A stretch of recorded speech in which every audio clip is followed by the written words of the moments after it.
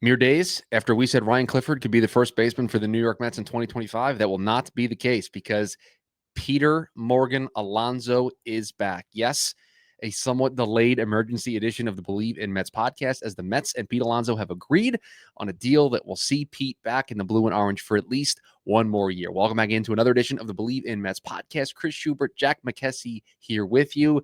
It's one big giant episode about Pete Alonso, what this means for the team, what it means for Pete, where we go from here, and are we comfortable with this roster going into 2025? Jack, how are you, my friend? I'm great, Chris. I ended last episode saying maybe we get Pete Alonso news before next time we record. Something's got to happen at some point, and we're here. Something has happened. Real quick, I want to also say that just at the beginning here, we have a video version of this podcast. If you're listening, if you have any interest in watching our silly faces make silly reactions in real time as we're recording, you can tune in on YouTube. We upload every single podcast episode over there. The YouTube channel is just my name, Jack McKessie, McKessy. So be sure to tune in if you like video podcasts over audio. Yeah, Jack very much tries to get me to laugh while I'm doing the cold open to the show with his facial reactions, and he hasn't got me yet, but he might get me at some point. And we almost got.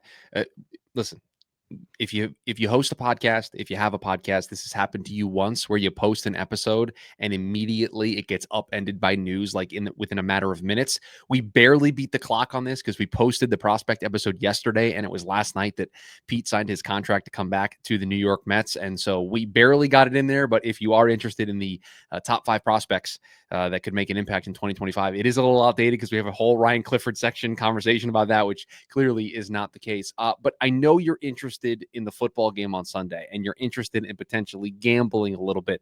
It was sports wagering on that game on Sunday. Well, why don't you head on over to Bet Online, because it is the biggest betting weekend of the year. It's finally here, which means more updated odds and props for Super Sunday. Bet Online, the world's most trusted betting platform and your number one source for online betting. Hundreds of props, MVP odds, exclusive in-game live betting. BetOnline is your ultimate game day companion. Whether you're a seasoned fan, first-time bettor getting in on the action, BetOnline offers you everything and more to enhance your game day experience. Visit the website today and make the game day action count a little bit more. BetOnline, the game starts here. A 2-year, $54 million contract that will see Pete Alonso return to the New York Mets.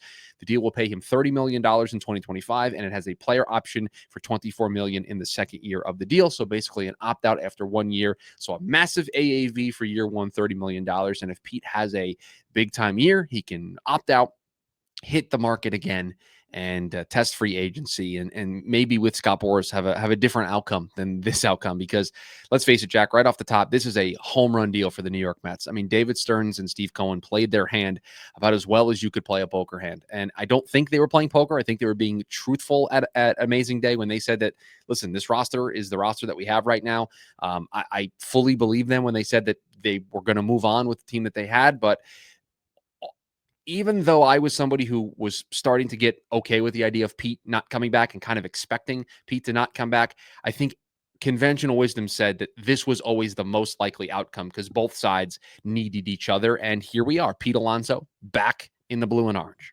Yeah, we've said for a few weeks now, at least a few episodes, that this was still the thing that made the most sense. Even as the Mets were saying they were thinking of pivoting away, we had a few back and forths on here about what was the potential pivot plan at first base. We had a conversation about Jesse Winker potentially playing there. Obviously, Mark Vientos moving from third over to first base.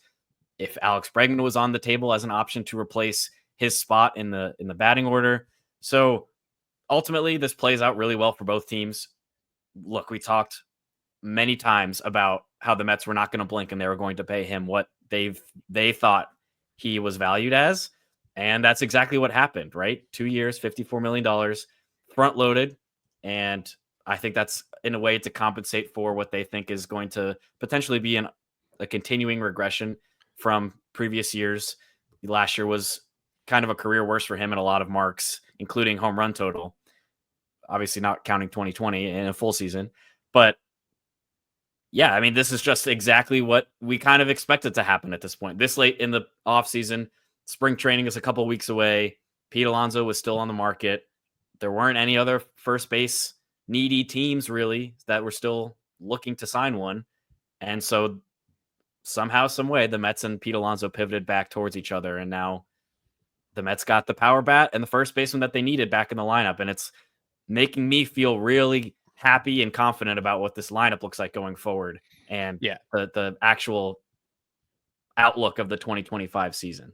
Yeah, I do want to touch on how big of an impact this has on the way we feel about 2025. But For sure. I want to touch on one thing that you said there at the top, because we did spend a lot of time on this, right? We debated of, okay, could Jesse Winker play first base? Or if they move Mark Vientos to first base, what does that look like? It's the reason why the Ryan Clifford thing came up in our prospect conversation, right? We were always trying to look at, all right, this is the roster that the Mets have right now. Who's going to play first base? And truthfully, I don't know if it was us convincing ourselves or trying to twist our brains into a pretzel to try to make this make sense. But this always was the best option for the New York Mets. They know Pete. They know he can handle New York. Even though he had a bad year last year, that type of year is quite all right with me in this lineup, right? Yeah. I've said this from the get-go that I think Pete serves a team better as a 3, 4, 5th best option in an offense. And that's what he's going to be. This is a Juan Soto and Francisco Lindor-led team. I think Mark Vientos is closing very quickly on Pete Alonso's heels. And I think Pete Alonso is going to be looked at as the 4th offensive option for this team. That's exactly what he is supposed to be. And so despite us trying to maybe convince ourselves or just evaluate the situation as it stood, this always was the right situation for both sides. I didn't think we were going to get there. There was a point for me where I was like, okay, there's been too much back and forth. The contracts, this is worse than the 3-year, $70 million deal that was on the table a couple of weeks ago. Now, he did turn down a 3-year, $71 million option that was put in front of him. The Mets put 2 contracts in front of him, 2 years, 54, 371. I do want to touch on that at some point. But this is worse than that deal a couple of weeks ago that was supposed to be this big embarrassment to Pete Alonso that it was being offered. So the Mets, as this process has played out, David Stearns and Steve Cohen, the deal just kept getting better and better for them. And they talked at Amazing Day about the deals were very asymmetrical towards Pete Alonso's side. I think this deal is the complete opposite. I think it is asymmetrical towards the Mets. They get a power bat at worst case scenario for 2 years if he has a bad year and opts in under contract. And best case scenario, Pete is basically in a prove it year. He goes out there. He's awesome for them in 2025. He potentially helps them win a championship. And then he tries to cash in next offseason. I somehow they got to the best solution. I think all of the roller coaster ride that we took to get here is all going to be noise by the time the season begins. Pete is back where he wants to be. The Mets have a power hitting first baseman in the middle of their lineup. It was tough sledding. It should not have taken this long, but ultimately I think the Mets got a good deal here. And I have a graphic that I want to show you. I'm not going to show this to the YouTube audience because I don't want to share any of my social details and have somebody potentially hack my Twitter account.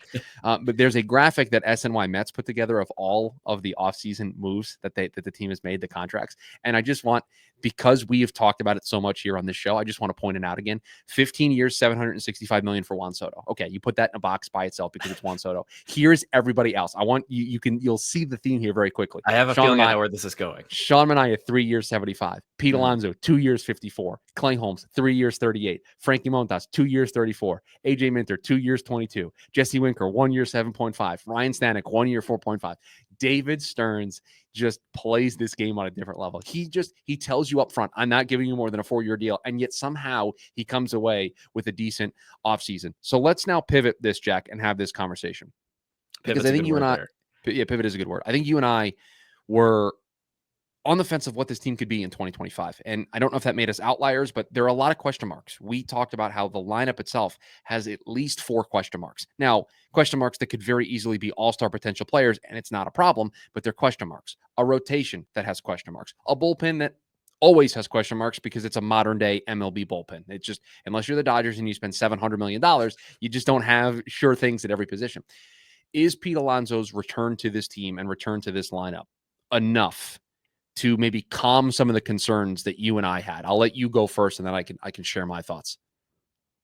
I think off the bat, no pun intended, I am feeling a lot better about the top middle part of the lineup right now than I did 24 Is that like the hours upper ago. quartile of the upper quartile? The upper quartile of the upper top middle? quartile. The top middle? The top middle. But before, this deal got finished last night as I was literally getting ready to go to bed, the top of the Mets lineup was obviously Lindor, Soto, Vientos, and then you're looking at one of Brandon Nimmo, Starling Marte, Jesse Winker, as your cleanup guy.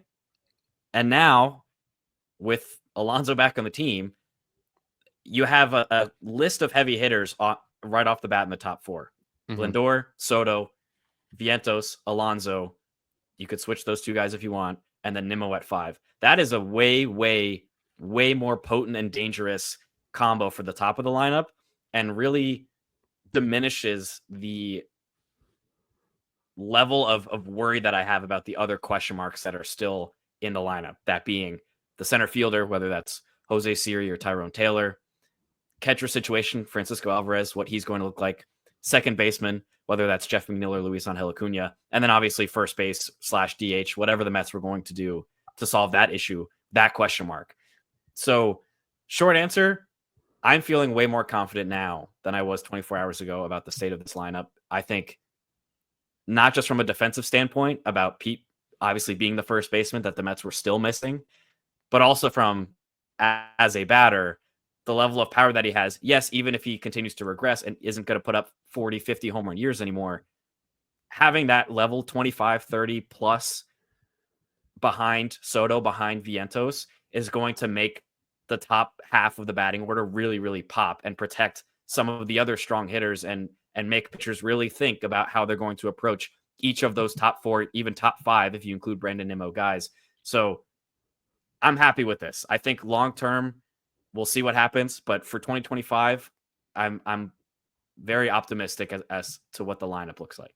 Yeah, they're a better baseball team by bringing back Pete Alonso, right? They just are, right? It just having him be in the middle of that lineup, whether he's batting 4th or 5th or however Carlos Mendoza chooses to construct it, they're a better baseball team because it allows the bottom part of the lineup to be in spots when you're constructing a lineup that's more comfortable, right? I feel a lot better about Brandon Nimmo as my number 5 hitter than I do maybe as my number 4 hitter, right? I feel a lot better if Francisco Alvarez, while he's still trying to figure out his swing, is in the bottom 3rd or batting 6th or 7th in a lineup than he is maybe being hitting in the 5th spot and really needing to provide some protection for those top 4 guys, right? It just roles are really important. And when you are able to put players, even young players, like, listen, Jose Siri, Tyrone Taylor, those are 8, 9 hitters when they are playing in the lineup, and whatever you get out of them offensively is a surplus. But if they have to be 6 or 7 hitters because you don't have Pete Alonso and you're moving things around, that's when you start to look like you have way too many holes in your lineup. And if you're able to pitch around the top part, it's going to be pretty easy to beat the New York Mets. Instead, you have a balanced,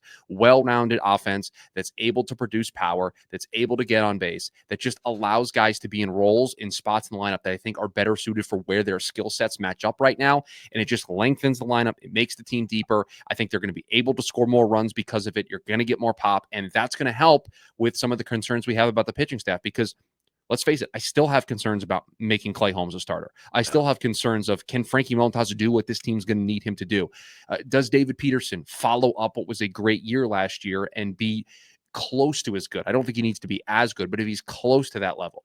Sean Manaea cashes in, gets the big contract. Did the adjustments that he made in the second half, are they enough, or are teams going to readjust? There's just so many question marks. And so if you feel better about an offense that's able to produce runs at a pretty decent clip and be one of the best offenses in baseball, you can deal with some of the growing pains of Clay Holmes adjusting back to being a starter. Sean Manaea maybe going through a rough patch for 3 or 4 starts. David Peterson needing to find it again. If you have an offense that you believe in, that has a bunch of guys that's not just 1 through 4, but is 1 through 6, 1 through 7, then you're able to kind of weather those storms a little bit better. And I think by bringing back Pete Alonso, and they needed a bat regardless, by bringing back Pete Alonso, I think you check that box. Again, still have all the concerns that I did yesterday about the pitching, but if you score, this is a bit of a spoiler for everybody. If you score more runs than the other team, you win baseball games. So I don't care how many runs you give up, as long as you score more. Pete Alonso helps the team score more runs.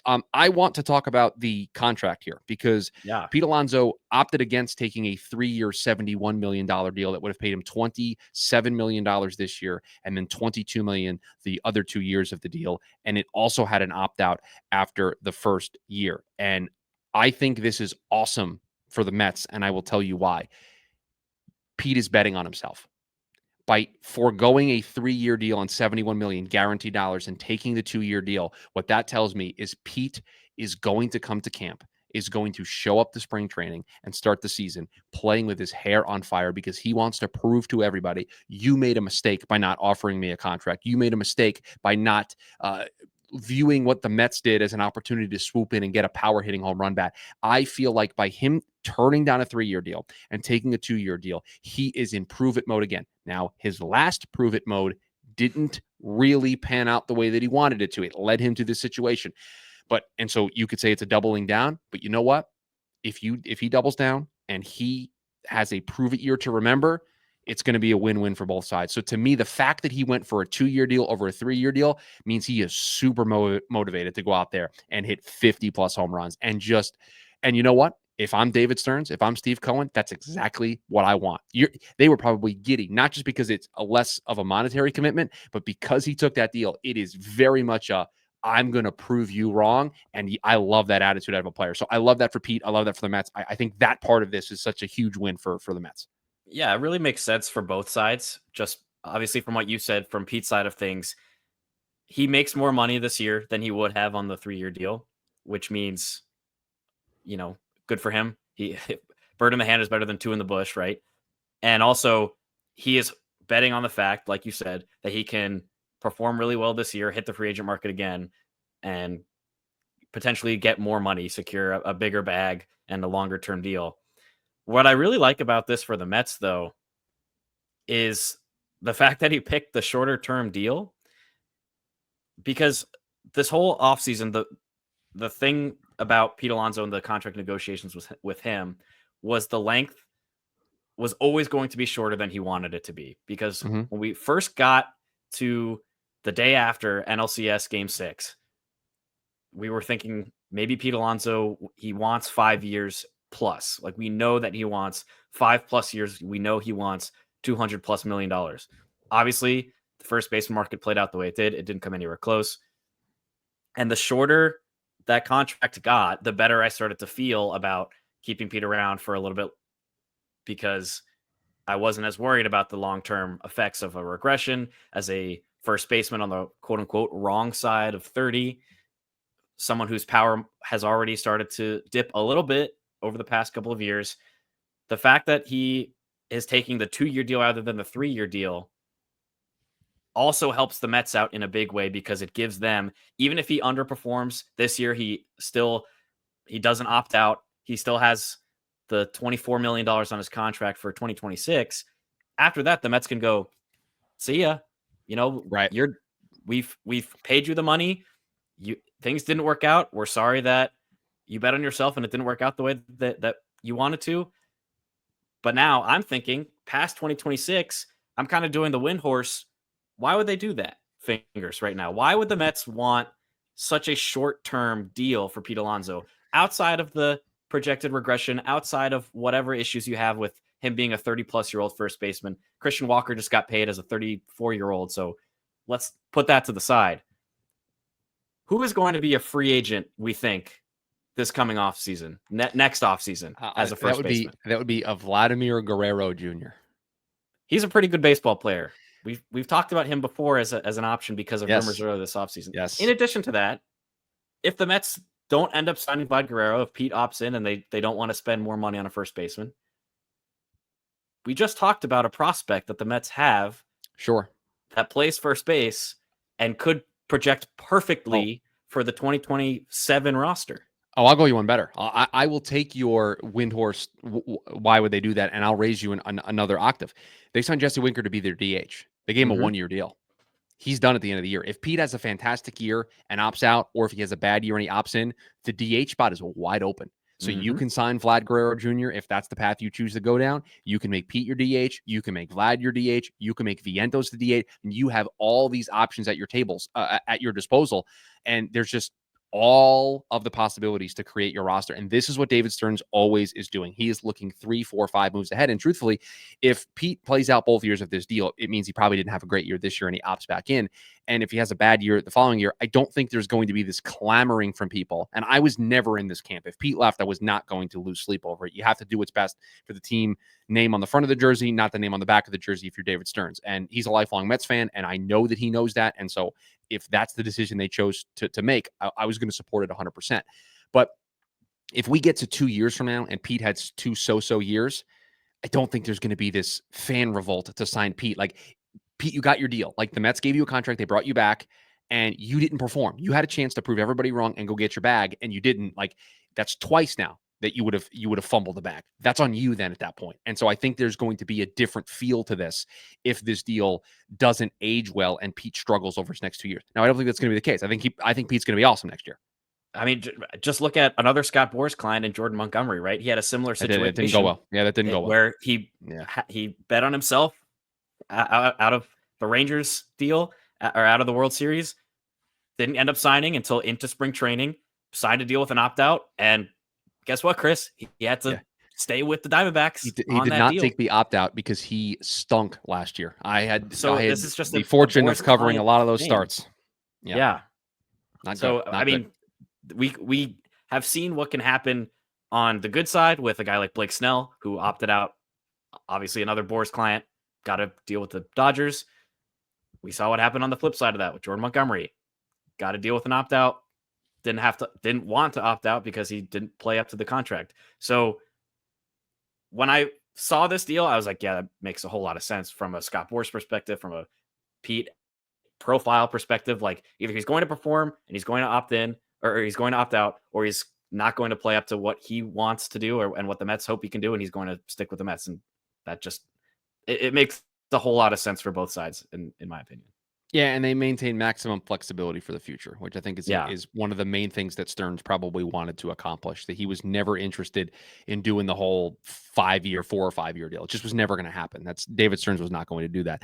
Their current estimated 2025 payroll sits at $331 million, according to Fangraphs. Their estimated final 2024 payroll, was $336 million. So they are running a payroll that is eerily similar to the one for 2024. So part of me doesn't feel like they're done just yet. Part of me feels like Starling Marte could be on the move, and they could pay down some of that salary. Dylan Cease's name's been thrown around. Michael King's name has been thrown around. And by the way, can I just take a brief moment here as we end the pod? You need to stop with these weird trade proposals that see like Jet Williams going to San Diego for stop. I please do not give me bad trade proposals for Dylan Cease and Michael King. I don't want it.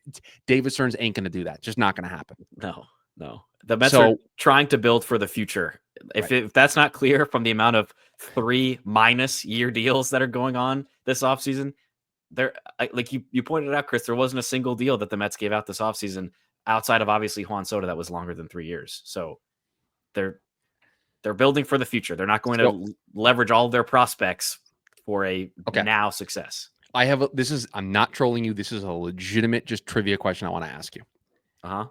2027. We'll do 27 first. 2027. How many Mets have guaranteed money? So no club option, no player option, guaranteed they have to be on the books. 2027. So that's 2 years from now. 2027. Does that include arbitration eligible players? No. I'm talking guaranteed salaries, because there are a bunch of arbitration players. Soto. Okay. Soto, Lindor, Nemo. Okay. Vientos. So Vientos is not yet eligible for, let me look. Yeah, he's not yet eligible for arbitration. He'll be ARB1 eligible in 2027. So he's in the arbitration bucket. So he doesn't count. That's kind of all that I'm thinking of right now. Okay. So for 2027 right now, Juan Soto's $57.5 million. Francisco Lindor's $34.1 million. Sean Manaea's $25 million. That's the last year of Sean Manaea's contract. Brendan Nimmo's $20.5 million. That's 4. Edwin Diaz has $18.5 million. That is only if he opts in, because he can opt out at the end of this year. So we'll see. But it's on the books. It's not a club or a player option. So I counted it. That's 5. Okay. And Kodai Senga, that is the last year of his deal. There is a club option for 2028. That's it. Those are the only 5 guys that have guaranteed contracts. Yeah. Pete Alonso's a free agent by then. Starling Marte is a free agent the year prior. Frankie Montas is a free agent that year. They have a team option, and I've already told you this in advance. They have a club option for Jeff McNeil for $15.75 million that has already been declined. The league already knows that the Mets are declining that in 2027. AJ Minter's a free agent. Jesse Winker's a free agent. Ryan Stanek's a free agent. Griffin Canning's a free agent. Those 3 guys, the last 3 that I mentioned, are free agents after this year. So that's it. They have this is what Stearns is doing. He has 2 or 3 guys that he's building around, and it's just going to be a bunch of other parts until they find their Juan Sotos or Lindors that they just want to keep in house. So maximum flexibility is what this team is doing. And that's how you build a team, man. That's how you build a team in baseball. You get the veterans that you know are going to be your cornerstones. They have those guys. They have Lindor, they have Soto, they have Nimmo. Build around them and keep developing the young guys that'll come up and eventually fill out the rest of the roster. You'll obviously be playing around in free agency in coming years, but those I expect, if they're 30 plus years old, are also going to be 1 to 3 year deals. This is a team that the Mets want. This is an ownership group, a regime that wants to build sustained success. And the way you do that is not by overcommitting to veterans, like paying 40-year-old Max Scherzer $40 million again. No, you just pay Juan Soto. You pay Juan Soto, he's 26, Chris. You pay Juan Soto for 15 years. You pay Lindor for 10 years. You pay Nimmo for 8 years. But that's not even a Stearns deal. I've made this point before. The Right, only right. Deal, and Juan Soto is an outlier. Like Juan Soto being 25 when he hits free agency is like such a outlier, and so that's why you give him the 15-year deal and you're okay with it because you're paying him until he's 40, but you're getting all of the good production. David Stearns has not given out more than a 4-year deal since becoming the general manager of the New York Mets. Like he just find it for me. Find me the deal. Like on the team right now, Pete, 2-year deal. Manaea, 3-year deal. Frankie Montas, 2-year deal. Clay Holmes, 3-year deal. AJ Minter, 2-year deal. Winker, Stanek, Canning, 1-year deal. Like he doesn't give out multi-year contracts beyond like the 3rd or 4th year. If you're over 30 years old, he's just not going to do it. He would rather keep the money and just play a youngster than he would giving you that extra 5th year. And he is a savage for doing so because he is so committed to that philosophy. And it almost led to Pete Alonso walking out the door. Yet he got what he wanted, and Pete's back in New York. It's incredible. Yeah, I mean, you can go back to last year too. Like Manaea was on a 2-year deal with an opt-out after the first year. Severino was on a 1-year deal. Yeah. Like name a guy who was on the team last year and he was signed to the team under Stearns in his first season as the general manager. They're probably on a 1, 2, or 3-year deal. Harrison Bader, another guy, 1-year deal. Like JD Martinez was a 1-year deal. Phil Maton, who they traded for in the middle of the season. Adam Ottavino was a 1-year deal. Jose Iglesias was a 1-year deal. How he builds a team. Look at what's going on in Milwaukee right now, right? They have these cornerstone players, and then they bring up the prospects. They pay Christian Yelich, and then they bring up guys like Jackson Chourio, who are going to be the next cornerstone of the franchise for years to come. And then you know what they do? And you know what they do with the Jackson Chourio? They say, hey, before you become a big leaguer, how about an 8-year, $82 million contract extension so we have you cost controlled through 2030? Right. Obviously, that wasn't a Stearns move, but that's just the philosophy. It's a Stearns philosophy, right? Exactly. Like the person who's in charge there would work. And I think he was still in some kind of front office capacity when that happened. So it makes sense, this is just what the Mets are going to look like under David Stearns, under Steve Cohen. Yeah. They're not going to be impatient. They're not going to overpay a guy like Pete Alonso at a sentimental value. By the way, 27 home runs from the franchise home run record. He's going to get there by August. He will have that. He will have that. Well, oh my goodness. Wait a minute. I need to check something. Very important. When is David Wright's retirement day? Ooh, that's July 19th. So right around the All-Star break. It's possible. It would take a year, but 27 by the All-Star break's not unheard of. That would be quite something. What a passing torch that would be. How awesome would that be? Can you imagine if it happens that day? It's baseball, right? It's baseball. Those types of things happen. Like you just kind of look up and you go, "Oh my gosh, that happened on that day." How can you not be romantic about baseball? Right.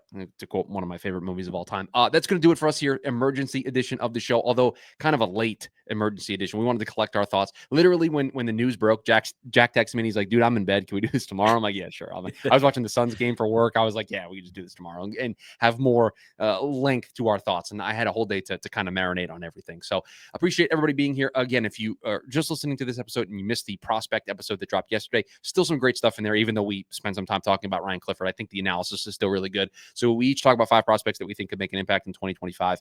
We throw some dart throws out there. Jack completely skirts all the rules of the game. So make sure you go back and listen to that episode. Follow us on all the social media platforms. As Jack mentioned at the top of the show, the video version of the show over on YouTube, Jack McKessy, McKessy is how you can find that on YouTube. But that's going to do it for us here on this edition of the Bleav in Mets podcast. We'll talk to you guys next time. And as always, let's go Mets. Let's go Mets.